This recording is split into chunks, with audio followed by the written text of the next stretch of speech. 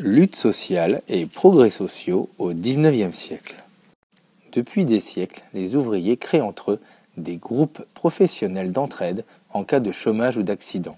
Après 1850, ils obtiennent le droit de se regrouper en syndicats et de faire la grève pour obtenir de leur patron des améliorations de salaire et de conditions de travail.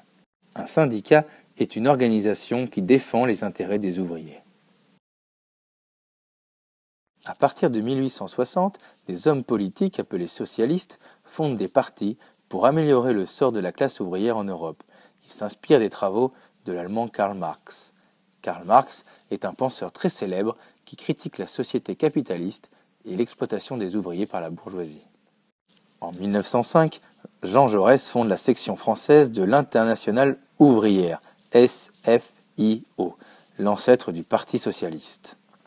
Jean Jaurès est un professeur de philosophie et député socialiste. Il fonde le journal L'Humanité en 1904 et crée le SFIO en 1905. Patriote, mais opposé à la politique colonialiste de la France et à la guerre, il est assassiné le 31 juillet 1914 à Paris, 3 jours avant le début de la Première Guerre mondiale.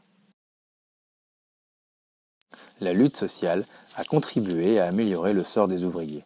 Certaines lois ont réglementé le travail et diminué sa durée.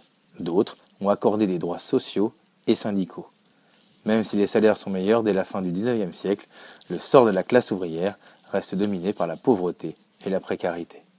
En résumé, les conditions de vie et de travail des ouvriers sont très mauvaises au XIXe siècle, mais s'améliorent peu à peu. Des syndicats et des partis politiques se créent pour les soutenir. Bonne révision!